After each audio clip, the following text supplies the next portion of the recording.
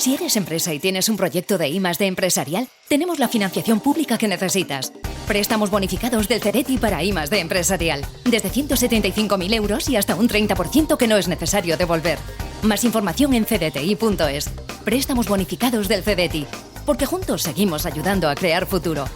Centro para el Desarrollo Tecnológico y la Innovación. Ministerio de Ciencia, Innovación y Universidades. Gobierno de España. Años de experiencia. Más información en finaccessvalue.es y en el 91 737 4114. Fondo registrado en la CNMV 5564. La inversión está sujeta a riesgos. Rentabilidades pasadas no garantizan rentabilidades futuras. La Feria de Patrimonio ARPA y la de Turismo Intur se unen en un nuevo concepto. Juntos impulsando el turismo cultural. Del 15 al 17 de noviembre en la Feria de Valladolid. Junta de Castilla y León.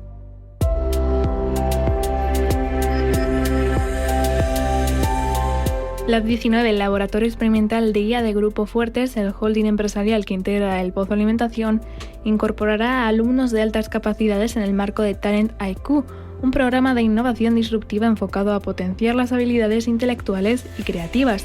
Este novedoso programa reunirá en cada edición a 6 estudiantes pertenecientes a las asociaciones de ámbito regional, AMUACI y Talentos. Durante 8 semanas de duración, los estudiantes, elegidos mediante un riguroso proceso de selección, podrán adentrarse en los desafíos empresariales más complejos y crear soluciones interdisciplinares en este entorno experimental y sin reglas, a través del uso y la aplicación de la IA y otras tecnologías emergentes. Talent IQ es uno de los diferentes programas del Lab 19 que incorpora metodología innovadora y fusiona la inteligencia artificial con la inteligencia humana. Esta colaboración con ambas asociaciones facilitará el acceso al talento en un entorno disruptivo e inclusivo y, a su vez, enriquecerá los proyectos que se desarrollan en esta fábrica de ideas.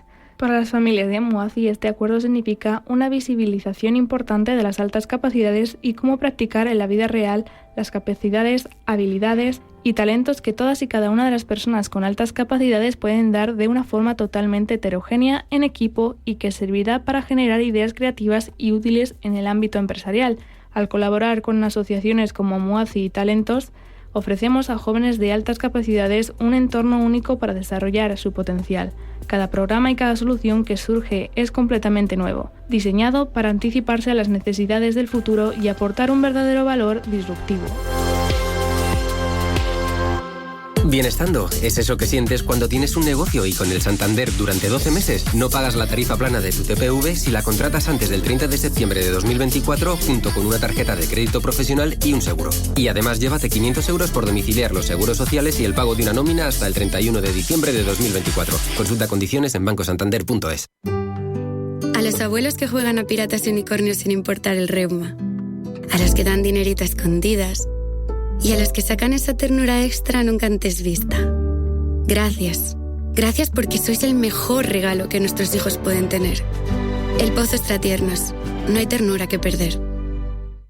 ¿Sabías que el 25% del inglés se usa en casi el 100% de las conversaciones? Así es, en 8 Belts lo sabemos y por eso nos enfocamos en lo esencial. Hemos jerarquizado el inglés minuciosamente para que tus equipos aprendan rápido lo que realmente van a usar. Además, obtendrán una certificación oficial totalmente subvencionada por 8 Belts. Menos tiempo, más resultados. Visítanos en 8belts.com/empresas. 8 Belts, hablando inglés garantizado. Los nuevos conceptos energéticos son ya un presente. Por ello, en Radio Intereconomía nos sumamos cada semana a I Más Verde, un programa sostenible y eficiente, productivo e innovador en el que analizamos etiquetas tan conocidas como eco, cero, bajas emisiones, descarbonización o renovables. Recíclate cada martes de 10 a 11 de la noche en Radio Intereconomía con José Luis Pichardo y descubre el futuro más verde.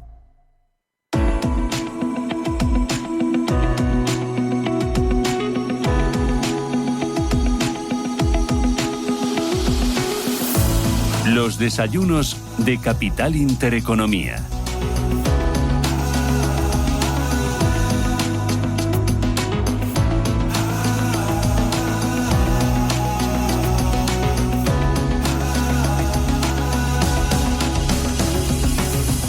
Fundación La Caixa patrocina este espacio. Las 11:09 de la mañana y ya se lo avanzábamos. Desde primera hora de las 7 nos visitaba hoy una compañía como Stellantis. Es uno de los mayores fabricantes de automóviles del mundo, que surgió de otros dos gigantes de la industria del automóvil, como era el grupo francés PSA, que incluye marcas como Peugeot, como Citroën, como DS, y el grupo italiano-estadounidense Fiat Chrysler, cuya marcas Fiat, Chrysler, Jeep, Maserati, Alfa Romeo. Tiene sede en Países Bajos, opera a nivel global con una fuerte presencia, sobre todo en América del Norte, Europa y otras regiones. Vamos a hablar de cómo está la compañía, de cómo está el sector del automóvil con el director de Comunicación y Relaciones Institucionales de Stellantis, don José Antonio León Capitán.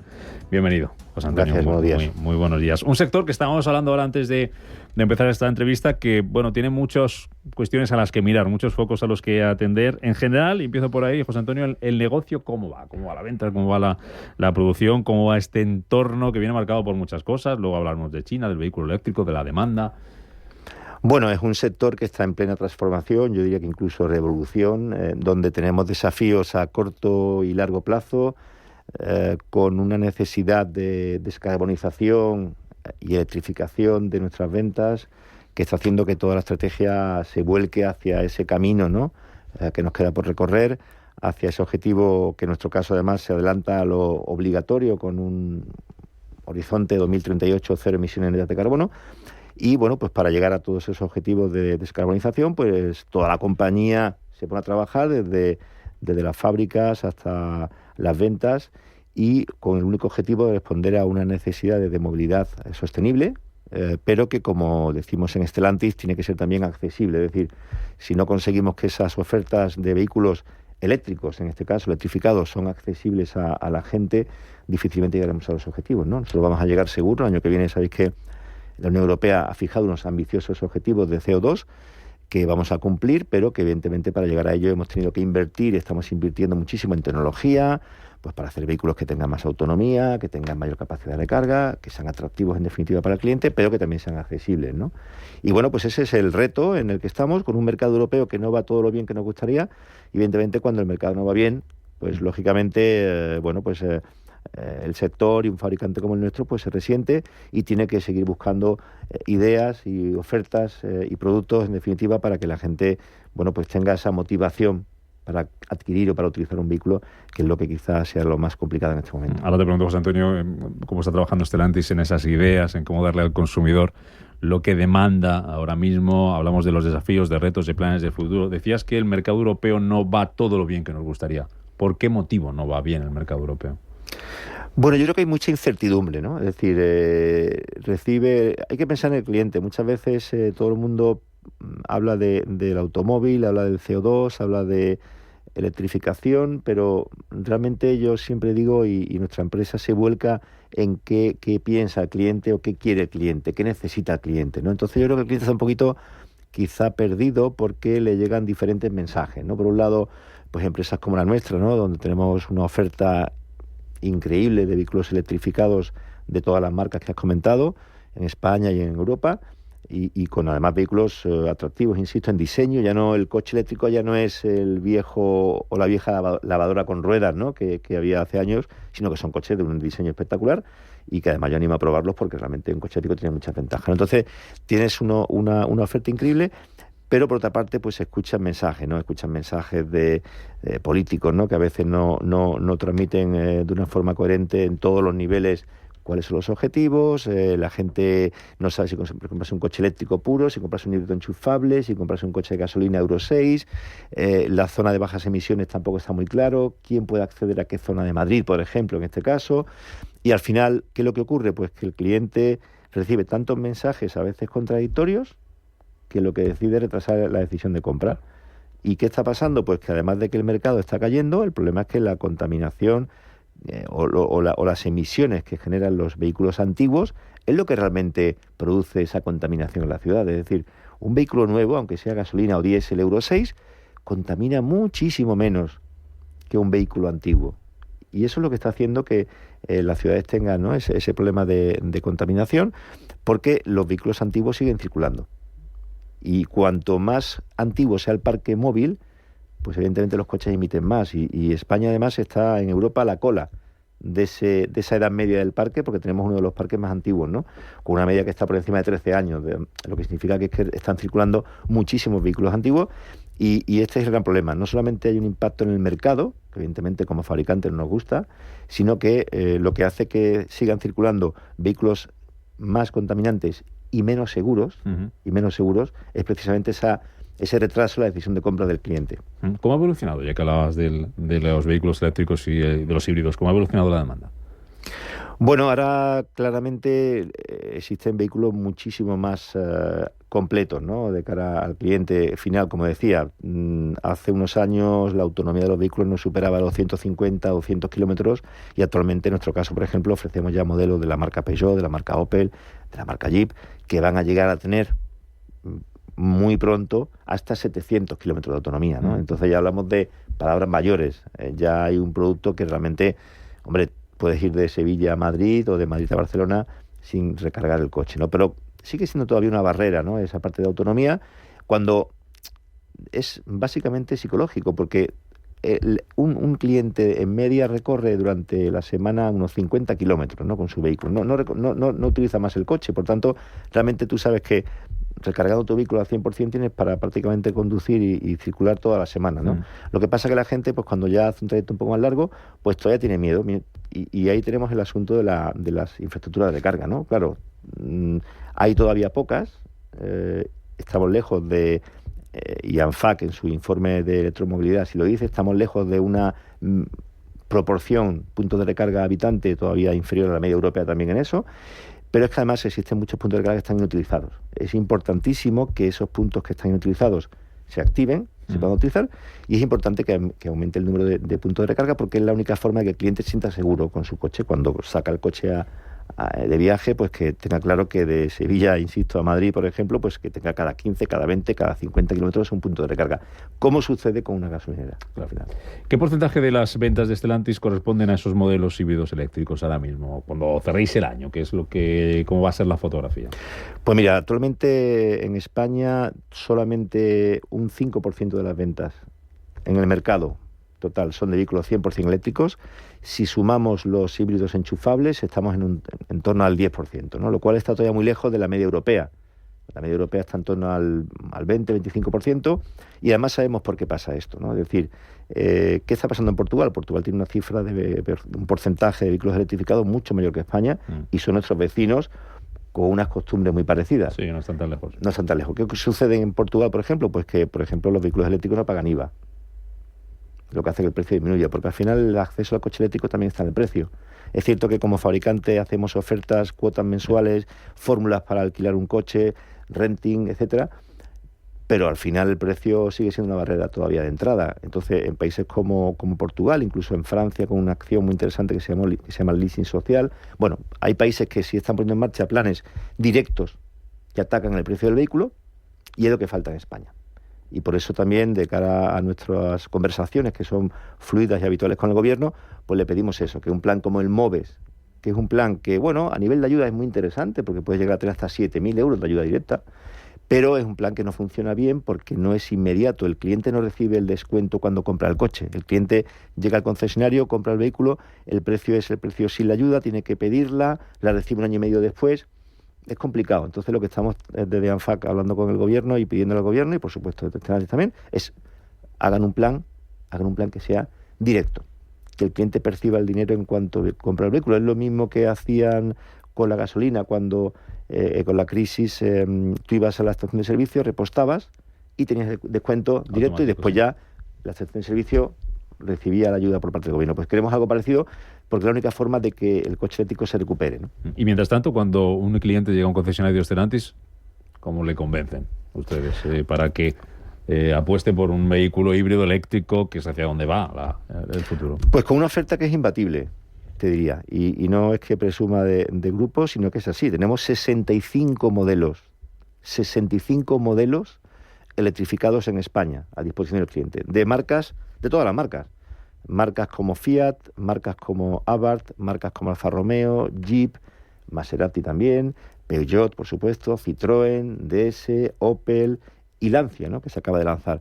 Es decir, y la nueva marca Leap Motor, que es una joint venture con una marca china muy interesante.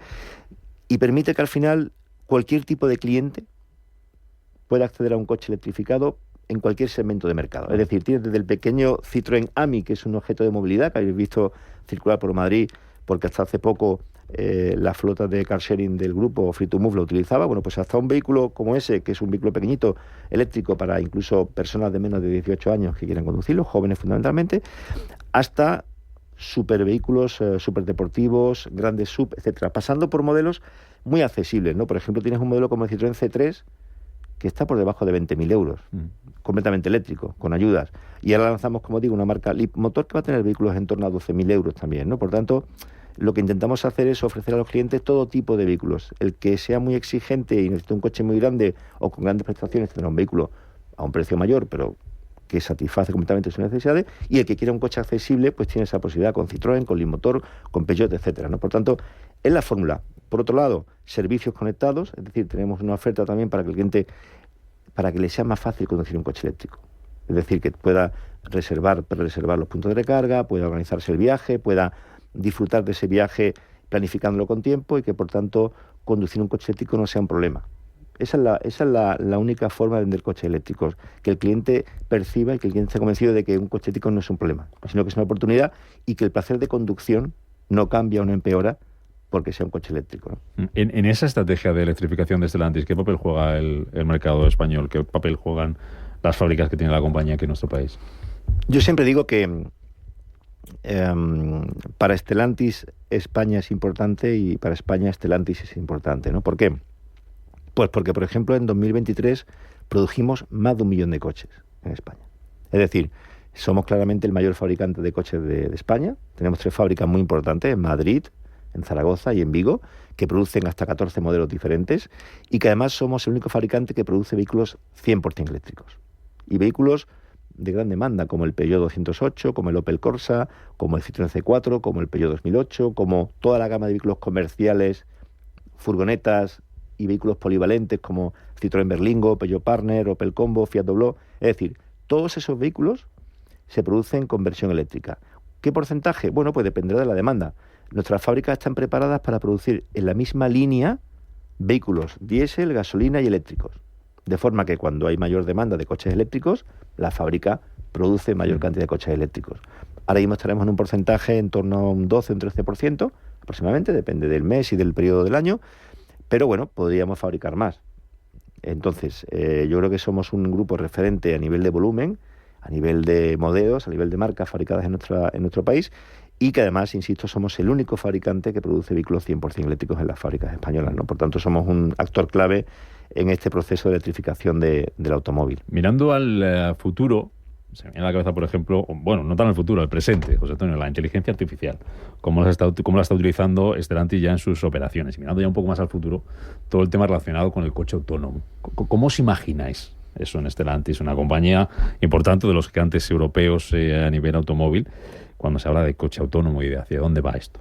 Bueno, ya tenemos aplicaciones que tienen que ver con lo que comentas, ¿no? Por ejemplo, las ayudas a la conducción semiautónomas ya existen en la mayoría de modelos del grupo y hacen que al final el cliente, como decía al principio, disfrute mucho más de su conducción, ¿no? Pues tienes sistemas que permiten mantenerte en el carril, sistemas que permiten que, bueno, lleves una velocidad constante con una distancia que tú defines con el vehículo que tienes delante.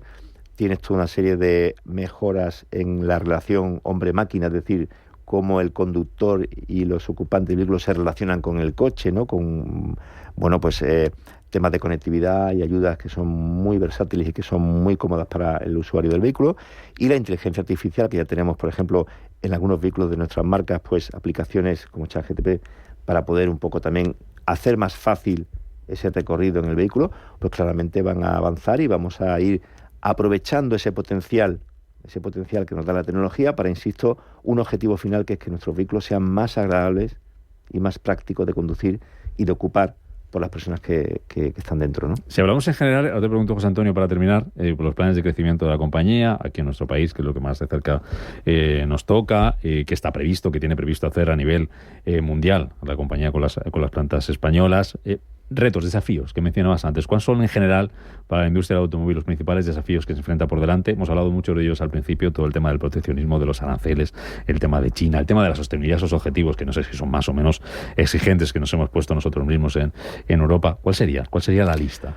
Bueno, yo diría que el objetivo que tenemos como país y como continente, ¿no? Hablando de Europa, es ser más competitivo, ¿no? El tema ¿Y de cómo se consigue que seamos más competitivos? Porque ahora nos viene de viene de casi todo de China y los coches también. Bueno, hay muchas fórmulas, ¿no? En el caso de las fábricas españolas, que ya son de las fábricas más competitivas de Europa y del grupo a nivel mundial, pues diría casi que continuar, ¿no? Esa dinámica. Es decir, tenemos fábricas que están en un nivel de costes muy, muy bien posicionadas. Lo dijo nuestro CEO recientemente en el Salón de París, y lo que tenemos que hacer es trabajar conjuntamente con el gobierno para que las fábricas sigan siendo competitivas. ¿Cómo lo hacemos? Pues temas tan básicos como, por ejemplo, el precio de la energía, que es muy importante. Es decir, las fábricas tienen que utilizar energía a un coste que sea adecuado. España ahora mismo está bien situada en este sentido.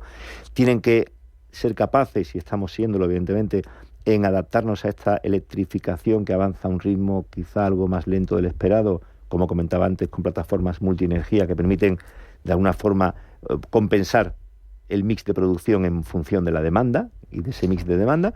Y por tanto yo diría que bueno, tenemos que seguir trabajando en una colaboración público-privada que bueno, en España creo que va en un buen camino. Los PERTEs han sido una buena herramienta que hemos utilizado y que hemos aprovechado para nuestras fábricas, y yo diría que la clave para futuro de nuestras fábricas y de Europa en general, y para hacer frente precisamente a esa competencia china y a esos objetivos tan ambiciosos de CO2 que vamos a cumplir en nuestro caso, pero ya dijimos en su día que eran muy exigentes, es seguir siendo competitivos. La clave es esa, competitividad, y para ello evidentemente necesitamos el apoyo pues de la Unión Europea, con esos planes de ayuda y con esos fondos dedicados a que el cliente pueda acceder más rápidamente al coche eléctrico, porque evidentemente para llegar a esos objetivos hay que vender más coches eléctricos y tienen que acompañarnos en esa transición. No podemos ir solos, porque al final esto es una obligación del regulador.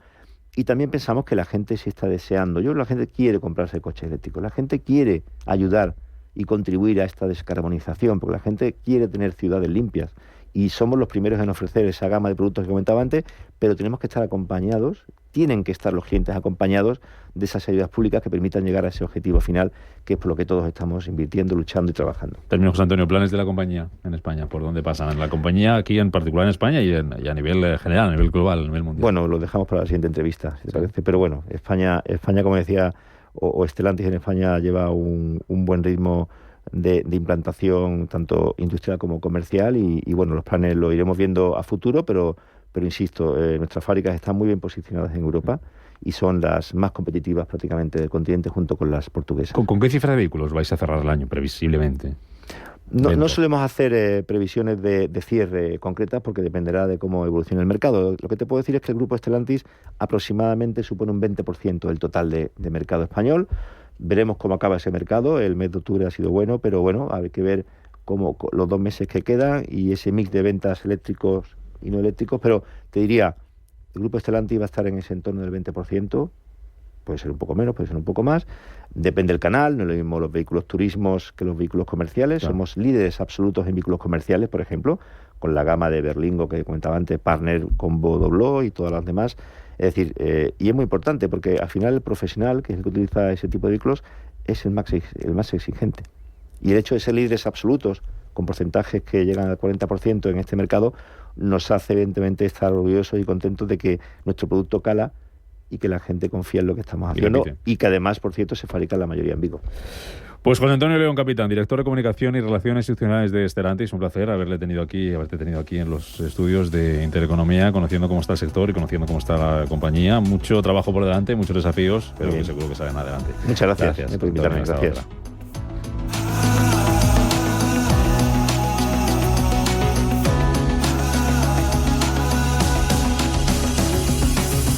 Fundación La Caixa ha patrocinado este espacio.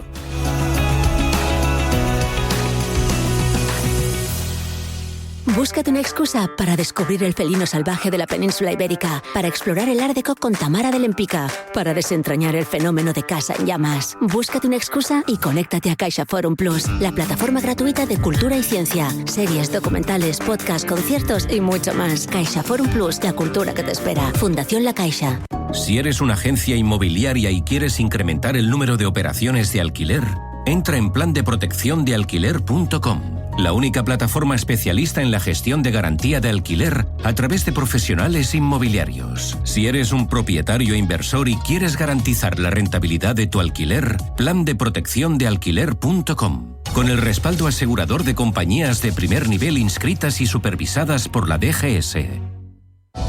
Saborea la excelencia y la elegancia de un paraje único. Bosque de Matasnos, un vino con personalidad nacido en tierras altas de Ribera del Duero. Bosque de Matasnos, vinos con pasión, alma, exigencia y perseverancia. Compra ya en bosquedematasnos.es. Sabemos que la primera condición para invertir tu dinero es la confianza. Por eso, el trading online con NavaTrade, más que claro, es transparente. Más de 200.000 clientes en todo el mundo confían en NavaTrade porque operan con uno de los brokers más regulados del mundo. Entra ya en navatrade.es y opera con total confianza.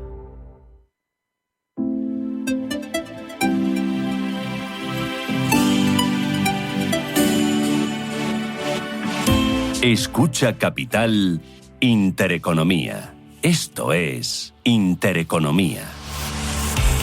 Las 11:30 de la mañana, ya saben que a esta hora, los martes, hablamos de hidrógeno, H2 Intereconomía, aquí en Capital Intereconomía, pero esta semana nos vamos a mañana miércoles, porque a partir de las 12 del mediodía, H2 Intereconomía va a estar en directo desde Bosch, desde la sede de la compañía de Bosch, para hacer un programa especial sobre los usos del hidrógeno, retos y oportunidades. Mañana, miércoles 13 de noviembre, de 12 a 1 del mediodía, hablamos de hidrógeno, H2 Intereconomía, en directo desde la sede de Bosch. En una semana importante, en la que hay que hablar también de Nagas y de sus socios, que han lanzado esa Call of Interest del Corredor Europeo del Hidrógeno para evaluar las necesidades de infraestructuras de los actores de la cadena de valor del hidrógeno. El objetivo de esta Call of Interest es identificar las necesidades en todas las zonas cubiertas por el corredor y más concretamente las de las redes troncales nacionales de hidrógeno que los 5 promotores van a construir para su puesta en marcha en 2030. 5 promotores que son Enagás y sus socios. Proyecto que pretende aprovechar el potencial de la economía del hidrógeno y permitir a Europa cumplir sus objetivos de descarbonización y reindustrialización gracias al suministro de hidrógeno verde asequible en el horizonte de 2030. La plataforma, que va a estar abierta hasta el 18 de diciembre, ayudará a optimizar el diseño de la infraestructura y a establecer requisitos operativos. Hablaremos de eso en nuestro programa especial y hablaremos también de muchas más cuestiones, como de Cepsa, que estaba con nosotros esta mañana, hablando de ese nuevo nombre, Moeve, después de 95 años de historia, para apostar por las energías sostenibles, para apostar también por el hidrógeno. Lucía Pérez Agua.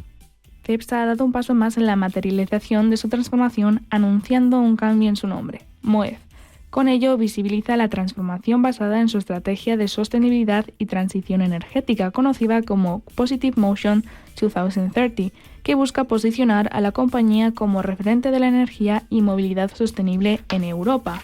Moev se compromete a descarbonizar sus operaciones y las de sus clientes mediante inversiones de hasta 8.000 millones de euros, el 60% destinados a negocios sostenibles como la producción de hidrógeno verde, biocombustibles de segunda generación 2G y productos químicos sostenibles, así como la recarga eléctrica ultrarrápida. En los últimos años, Moev ha liderado proyectos innovadores como el Valle Andaluz del Hidrógeno Verde, el mayor complejo de biocombustibles 2G del sur de Europa, ubicado en Palos de la Frontera, Huelva. El desarrollo, junto con otros socios, de cerca de 30 plantas de biometano en España o proyectos para valorizar residuos para la producción de este biogás, sustituto del gas natural. Asimismo, en el ámbito de la movilidad sostenible, la red de estaciones del servicio de Moev ya cuenta con más de 160 puntos de carga ultrarrápida operativos y espera terminar el año con 400 construidos para el desarrollo de una de las mayores redes de recarga eléctrica ultrarrápida en el conjunto de España y Portugal. La transición hacia esta nueva marca arrancará en noviembre con la progresiva implementación en estaciones de servicio. Este cambio no solo refuerza el compromiso de la empresa con el medio ambiente y la innovación, sino que también la alinea con la Agenda de Sostenibilidad Global y los Objetivos de Desarrollo Sostenible. Capital Intereconomía con la inversión de impacto. El petróleo es protagonista de múltiples suposiciones sobre cuándo llegará a su pico máximo o, lo que es lo mismo, la teoría del peak oil o pico petrolero.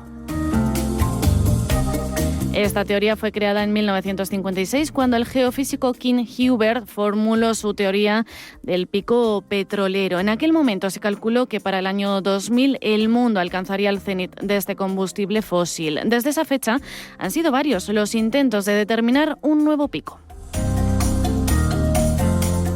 Elon Musk ha sido el último en pronosticar que el pico del petróleo llegará en los próximos 5 años, apoyado en la Agencia Internacional de Energía.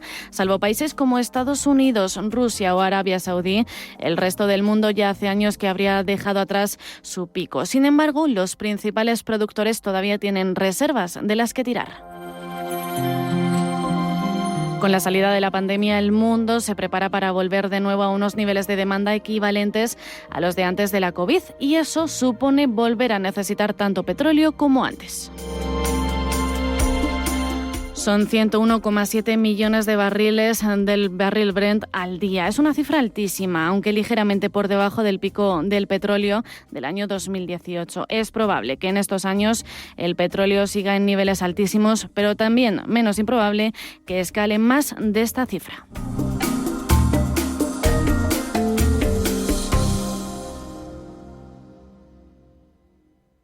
A Coruña, a provincia que sabe. Turismo y gastronomía en la más alta expresión. Una provincia con un territorio muy diverso en turismo, desde el patrimonio histórico a la naturaleza más bella, pasando por los destinos urbanos. Calidad por encima de todo, unida a sostenibilidad. Y mar, mucho mar, con todo lo que conlleva. Gastronomía y cultura en un turismo que ofrecemos 12 meses al año. A Coruña, a provincia que sabe. Deputación da Coruña.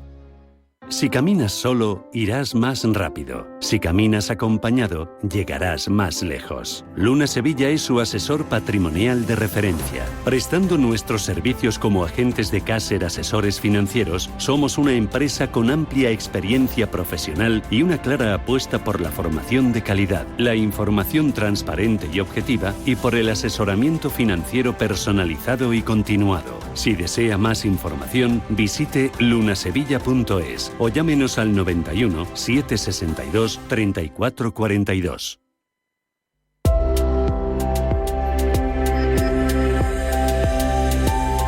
Escucha Capital Intereconomía. Esto es Intereconomía. Gobierno corporativo, vamos a hablar de ello en los próximos minutos, algo que es fundamental para el buen funcionamiento de una compañía, porque establece las normas, establece las prácticas, establece los procesos que regulan la dirección y el control de la compañía. Un buen gobierno corporativo asegura, entre otras cuestiones, la transparencia, la responsabilidad, y eso fomenta la confianza de inversores, de empleados y de clientes de la compañía. Lo vamos a hacer con un libro sobre la mesa, El arte del buen gobierno corporativo, que ha escrito nuestro invitado, Ferran González Feliu-Badaló. Es experto en la materia porque cuenta con más de 25 años de experiencia en consejos de administración en distintos países, en distintos sectores. Es fundador de Nexus Governance Partners, una consultora que cubre todos los aspectos relacionados con la gobernanza corporativa, y es también socio del despacho de abogados Cremades y Calvo Sotelo. Y acaba de publicar este libro, El arte del buen gobierno corporativo. Ferran, bienvenido, muy buenos días. Muy buenos días. Un libro que, ¿qué pretende ser? El libro pretende ser yo diría que dos cosas, ¿no? Un acicate para reflexionar, ¿no? Y una guía para aquellos que tienen la capacidad de influir sobre la gobernanza corporativa en las organizaciones, para los propietarios, los consejeros, independientemente del perfil del consejero, y que de alguna forma afrontan retos de gobernanza. Y ese es un poco el objetivo del libro, hacer pensar y sobre todo dar una guía de cómo hacerlo bien, porque en general se hace bastante mal, por desgracia. Eso que se hace bastante mal en general es lo que le llevó, lo que le inspiró a escribir el libro. Sí, bueno, la verdad es que la inspiración del libro tiene una historia personal, ¿eh? O sea, yo siempre digo que Yo soy el hijo de un emprendedor, ¿no? y que a mí me designó de alguna forma para ser el sucesor, el director general, pero yo tenía unos cuantos hermanos, ¿no? Y ahí empezaron mis problemas, ¿no? Y por hacer la historia corta, nosotros acabamos vendiendo la compañía. O sea, de hecho, yo decidí vender la compañía teniendo el control político de la compañía sin querer venderla. La vendí cuando la compañía hacía 75 años, rompiendo el legado de la familia. Y lo hice para matar al perro y matar la rabia y evitar una serie de conflictos latentes que se producían porque nosotros no habíamos hecho los deberes de gobernanza. De hecho, tan es así que yo no quería vender, que yo no vendí. Mis hermanos todos vendieron, hicieron cash out y yo me quedé como accionista minoritario en la compañía, pero el hecho es que nosotros vendimos porque no hicimos los deberes de gobernanza. Y esa cicatriz, ¿no?, se convirtió un poco en mi propósito, ¿no? Y yo siempre digo que me dedico a ayudar a los propietarios a que no se peguen un tiro en el pie, que muchos nos los pegamos, ¿no? Y ese es un poco, eso es lo que inspira el libro, ¿eh? Luego, pues con el mindset de consultor, de muchos años haciendo consultoría, pues cuando me puse a escribir el libro, lo hice un poco para ordenar mis ideas, para construir un marco conceptual, un método, un modelo, ¿no?, para ayudar a estos propietarios de compañías. Y de hecho, cuando lo empecé a escribir no sabía ni si lo acabaría, ¿eh? Pero finalmente lo acabé y gustó, y por eso lo publicamos. Ferran, ¿y cuáles son los pilares fundamentales, las claves de un buen gobierno corporativo en la empresa actual? Son muchas. O sea, por desgracia, hoy no tenemos el tiempo para verlas en profundidad, porque yo digo que uno de los grandes errores es atribuir el éxito o el fracaso a un solo atributo, ¿no?, a un solo factor. La mente humana está hecha para simplificar, pero en realidad esto es multivariable, es mucho más complicado. Nosotros en el libro, de hecho, y en el marco conceptual que te comentaba antes, hablamos de 6 palancas. Decimos que hay 6 cosas que hay que hacer mínimo bien para que un consejo o un órgano de gobierno funcione. Y los titulares, te los digo en un momento, pero básicamente lo primero es tener claro para qué quiero el órgano de gobierno, los objetivos, que parece de perogrullo, pero es muy fácil ponerle la cara roja a los miembros de un consejo preguntándoles por separado. Si no sabemos a dónde queremos ir, no llegamos. Lo segundo es cómo estructuramos, cómo vamos estructura todo el sistema de gobernanza, que no solo es la estructura interna del órgano de gobierno. Lo tercero es las funciones, es decir, ¿para qué? O sea, no para qué, sino qué queremos hacer en el Consejo. Hay 8 o 9 cosas que se pueden hacer, desde supervisión y control hasta direccionamiento estratégico. Y muchas otras cosas que se pueden hacer, entender qué de verdad queremos hacer en el Consejo, el método, cómo hacemos las cosas, el proceso que ocurre antes, durante y después de las reuniones, cómo se calendarizan, cómo se planifican. Y después todas estas 4 cosas serían la parte hard, la parte estructural, ¿eh? Y luego hay 2 piezas fundamentales que son las personas y el liderazgo. Las personas es el que suele ponerle foco a todo el mundo, y además lo suelen hacer bastante mal porque seleccionar consejeros no es nada evidente, se utilizan criterios que no suelen ser los adecuados, pero las 6 tienen que funcionar. Yo digo que suena, es como un equipo de música, suena también como lo mejor que suena el peor de sus componentes. Si hay uno que no funciona nada. Esas 6 claves, puestas al revés, puestas en negativo, son los errores más habituales para que un gobierno corporativo no llegue a buen puerto. Es una buena forma de verlo, ¿eh? Es decir, los errores más comunes probablemente se centran en algunos de los aspectos, no en los 6, ¿no? Y yo digo que el error más común es pensar que solo hay un factor, ¿eh? Que sea cual sea. Sí. O sea, hay gente que dice, solo son las personas, ¿no? A veces llego a compañías que me dicen, es que hemos cambiado 3 veces las personas y hemos puesto ministros, es que a lo mejor no funciona, no tiene que ver con eso, ¿eh? Son otras cosas las que hacen que funcionen o no. Entonces, al final, el principal sería pensar que esto es no entender que esto es un sistema complejo, y luego en cada una de ellas podemos cometer errores. Cómo seleccionamos la gente puede ser un error, cómo lideramos el proceso puede ser un error, que no haya proceso puede ser un error. Efectivamente, cada una de ellas se puede entender también como un error. ¿Por qué es importante un buen gobierno corporativo para una compañía? Para asegurar, entiendo de otras cuestiones, Ferran, la permanencia, la sostenibilidad en el tiempo de esa organización, ¿no? Sí, es fundamental. O sea, de hecho, me paso la vida haciendo apología del buen gobierno porque efectivamente es algo que todavía no se acaba de entender muchas veces, ¿no? No estamos hablando de qué manera de gobernar, ¿eh? Porque a veces hay gobiernos, nosotros hablamos de gobierno colegiado, gobierno autocrático, el gobierno autocrático puede ser benevolente o no, y no estamos discutiendo si es más eficiente uno u otro, ¿no? Lo que estamos diciendo es que hace falta gobernanza. Eso hay que explicarlo. Mira, yo digo siempre que hay 3 stakeholders de gobernanza. La gobernanza ejecutiva, es decir, del CEO hacia abajo de la compañía. Ahí todo el mundo le pone foco, porque si no pones foco en las operaciones, en la ejecución, las compañías dejan de existir rápidamente. Y eso es lo que nos enseñan en las escuelas de negocios, ¿no? Es lo que todas las consultoras hacen, apoyar a los ejecutivos. Hay un segundo stakeholder de gobernanza que es la propiedad. La propiedad es la gran olvidada. Los accionistas, los propietarios, a veces porque están tan atomizados que no se sabe quién manda, a veces porque es un emprendedor de éxito que tiene el foco puesto en la ejecución, a veces por desconocimiento, a veces por incapacidad, pero abdican de su responsabilidad, de su obligación de ejercer como propietarios. ¿Y qué quiere decir actuar como propietarios? Quiere decir poner el foco en cosas que si no se las pones tú no se las va a poner nadie, o se las va a poner otros de manera desalineada. Cosas que tienen que ver con el largo plazo, con la estrategia corporativa, con la cultura, con los riesgos, con el asset allocation. Y luego hay un tercer stakeholder de gobernanza en muchas compañías, que es la familia. Las familias también se gobiernan y bueno, podría estar toda la mañana. Es más difícil, esto que dice de la familia, que me lleva a la primera pregunta, la primera respuesta que nos daba Ferran. ¿Es más difícil organizar una empresa familiar y una empresa que no sea familiar?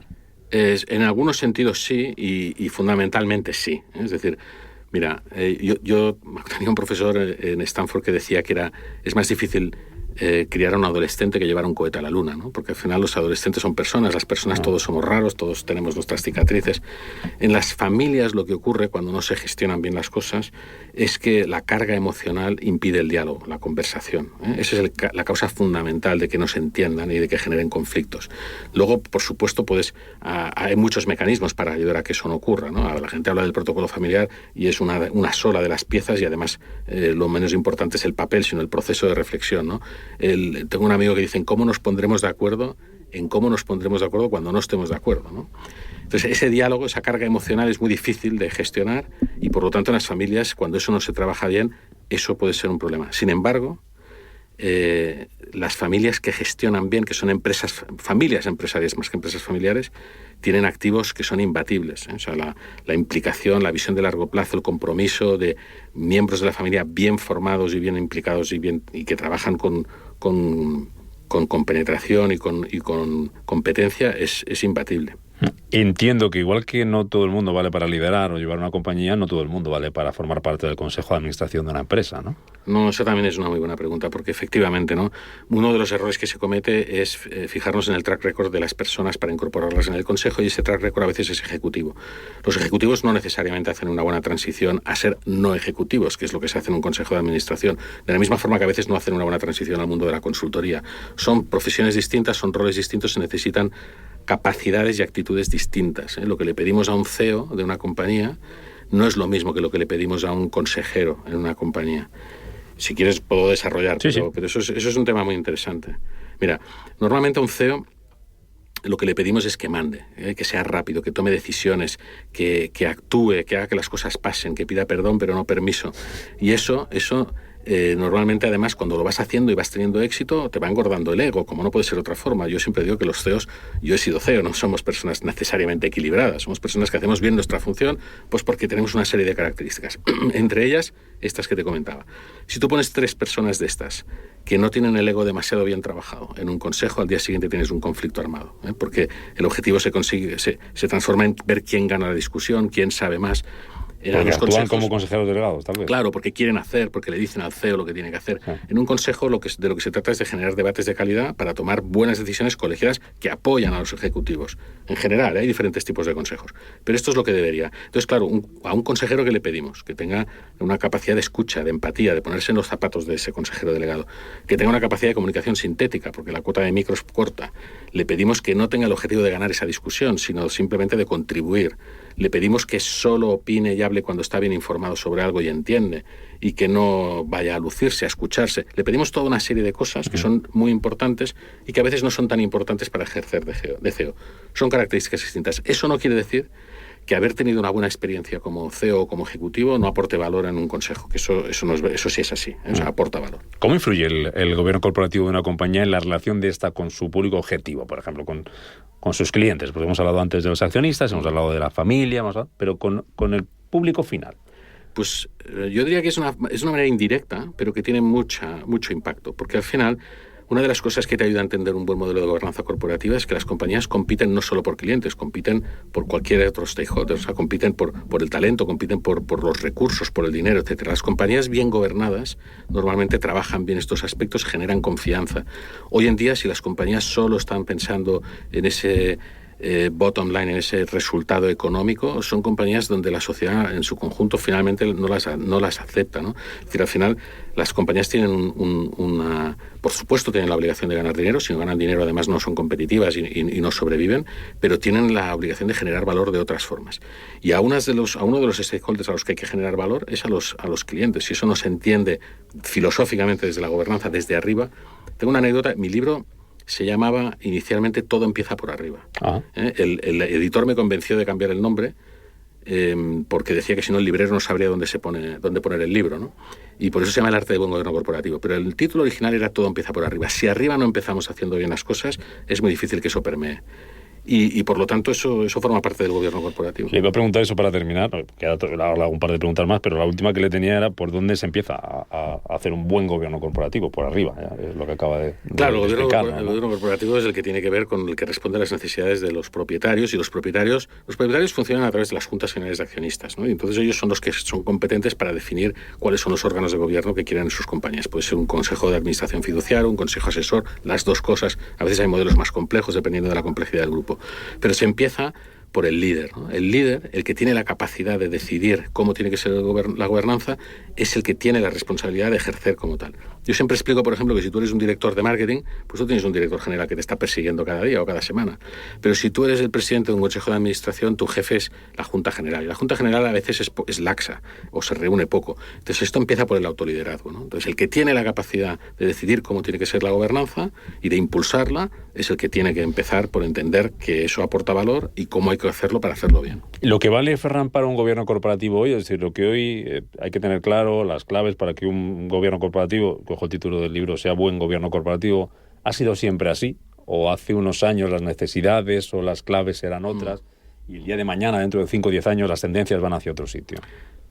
También es una muy buena pregunta, porque yo creo que obviamente evoluciona, pero la esencia es la misma, ¿eh? Otra cosa es que se le está poniendo más foco cada vez más, por diferentes motivos, porque hay presión social para hacerlo, presión regulatoria, por lo tanto, para hacerlo. Ojo que cuando hay demasiada presión regulatoria el foco se pierde y se pasa simplemente a cumplir con la regulación. Yo siempre digo que las compañías la ley sirve para no hacer mal las cosas, ¿eh? Y ninguna compañía hace grandes cosas solo con no hacer mal las cosas. Hay que ponerle el foco en la generación de valor. Entonces, la esencia de lo que es una buena gobernanza, yo creo que ha sido siempre la misma. Otra cosa es que no se le ha puesto foco y ahora se le empieza a poner. Y luego hay derivadas, ¿no? Derivadas de lo que significa la gobernanza corporativa que van evolucionando con el tiempo. Pues hoy la inteligencia artificial y todas sus implicaciones están en la mesa del Consejo, el ESG lo ha estado ya durante los últimos años, los riesgos, es evidente que van evolucionando, ¿eh? Pero eso es un poco la agenda de la gobernanza, la esencia de la gobernanza, que es cómo construir un buen sistema que permita trabajar en función de cómo va evolucionando el contexto, eso es la misma. Le hago la última, Ferran. Cuando hablamos de gobierno corporativo, hablamos de consejo de administración, por ejemplo, se nos viene a la cabeza la gran empresa. ¿Qué pasa con la pyme? Que también entiendo que tiene un gobierno corporativo. No sé si estructurado de la misma manera que una gran empresa, pero tiene o debería tenerlo, ¿no? ¿Qué pasa con la pyme? Es tan o más importante para la pyme. Yo siempre digo que es mucho más difícil gestionar una pyme que una gran compañía. Yo he trabajado para grandes compañías como ejecutivo. Las grandes compañías tienen inercia, ¿eh? O sea, tienen un casco muy grande que aguanta bien las tempestades. Hay que hacer agujeros muy gordos en el casco para hundirlas. Y aunque se hagan mal las cosas, las compañías funcionan por inercia. Y de hecho, otra de las cosas que les pasa a las grandes compañías, no siempre, hay grandes grupos familiares, Volkswagen es un grupo familiar, hay compañías enormes que son familiares, pero hay muchas compañías que, sobre todo las cotizadas, van atomizando la propiedad, ¿eh? Y son compañías donde al final no se sabe quién manda, porque no hay accionista de control, ¿no? Y entonces acaban trabajando por y para los ejecutivos que suelen tener una visión más de corto plazo, ¿no? Para las pymes es esencial tener una buena gobernanza. Otra cosa es que a veces no le ponen el foco, no le ponen los recursos. Todas las compañías empiezan siendo una compañía familiar, porque al final hay un emprendedor al frente.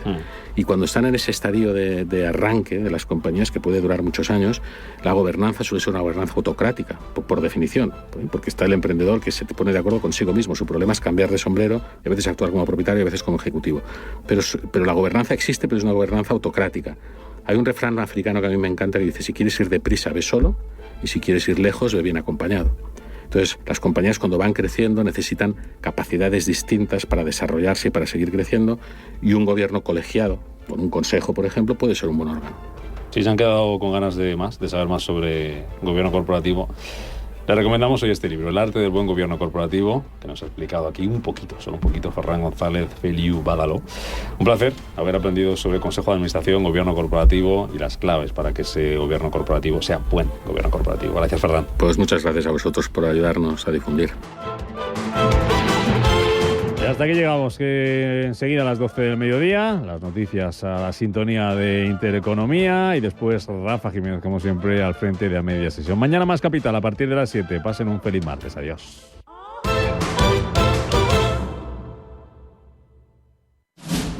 Si te gusta el séptimo arte, Vivir de Cine es tu programa. Dirigido y producido desde Hollywood por José Ignacio Cuenca y presentado por María Ayer. Toda la actualidad del cine, estrenos, festivales y críticas, sin olvidar los clásicos. Los viernes a las 12 de la noche, Vivir de Cine, en Radio Intereconomía.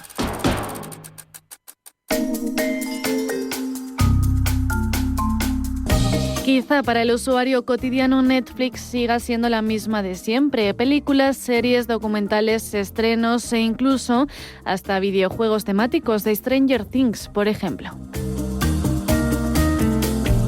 Pero lejos está la edad de Netflix para las nuevas generaciones o incluso los que llevamos usándolo hace unos años. 25 añazos lleva con nosotros, aunque no nos hayamos dado ni cuenta. Os contamos algunos detalles sobre la plataforma.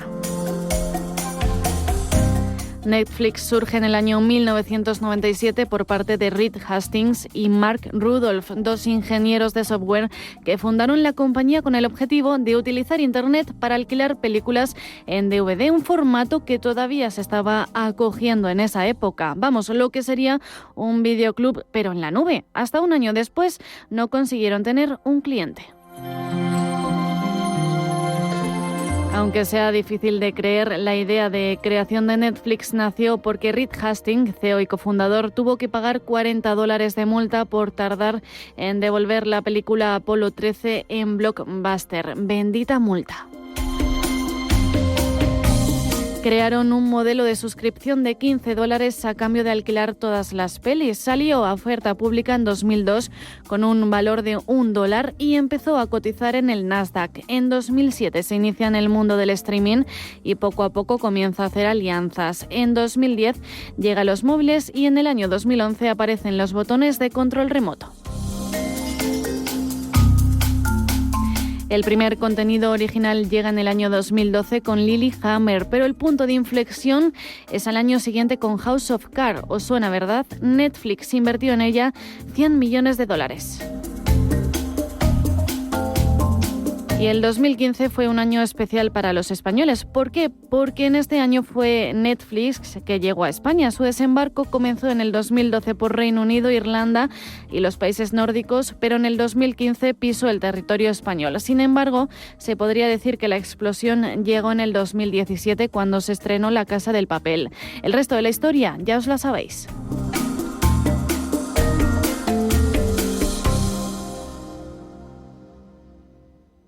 Si eres emprendedor, profesional o empresario y quieres estar al día en los temas que afectan a tu empresa, Cultura Emprende es tu programa. De la mano de Alejandra Rompedrique, Víctor Delgado y Ángel Calvo Mañas, conocerás las experiencias de otros empresarios y estarás al día en marketing, formación, tecnología, fiscalidad, eventos y más. Los viernes de 6 a 7 de la tarde en Radio Intereconomía. Toda la actualidad, información y análisis en tiempo real sobre banca, empresas, finanzas personales, bolsa, gestoras y fondos de inversión en intereconomía.com. Con la opinión de los mejores expertos del mundo económico, empresarial y bursátil. Toda la programación en directo y con la posibilidad de escuchar en cualquier instante los mejores momentos de la emisora española líder en información económica. Sigue bien informado en intereconomía.com.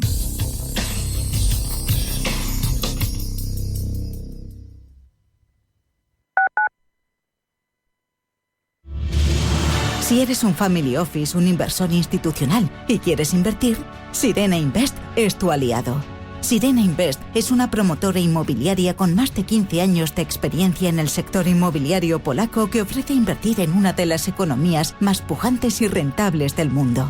Polonia. Recuerda, sirenainvest.com con Y o llámanos al 648 019495. El Servicio 012 de Información y Atención al Ciudadano de la Comunidad de Madrid ofrece servicios como el 012 Apoyo a la Maternidad, que presta ayuda a mujeres embarazadas y familias, el 012 A tu lado, de apoyo psicológico ante momento de soledad o crisis, y el 012 Mujer, dirigido a mujeres víctimas de violencia. Servicio 012, un número para todo y para todos. Comunidad de Madrid. Atención inversor, únete al club de inversión de Grupos Eneas. Estamos especializados en la compra, reforma y venta de inmuebles y otros activos, ofreciendo rentabilidades muy atractivas. Coinvierte con nosotros. 91 639 0347. Grupos Eneas. Pero yo creo que sería una buena noticia. Búscate una excusa para descubrir el felino salvaje de la península ibérica, para explorar el Art Deco con Tamara de Lempicka, para desentrañar el fenómeno de Casa en Llamas. Búscate una excusa y conéctate a CaixaForum Plus, la plataforma gratuita de cultura y ciencia, series, documentales, podcasts, conciertos y mucho más. CaixaForum Plus, la cultura que te espera. Fundación La Caixa. ¿Alguna idea de dónde vamos a celebrar la comunión de Sara? ¿Y en Parque Warner Madrid? La entrada de los invitados y el parking son gratuitos, tienen menús de gran calidad adaptados para todos y se recibe la visita de un personaje de los Looney Tunes. ¡Qué buena idea! ¡Claro! Infórmate en parquewarner.com. Radio Intereconomía, la radio de los negocios para estar bien informado. Eres lo que escuchas.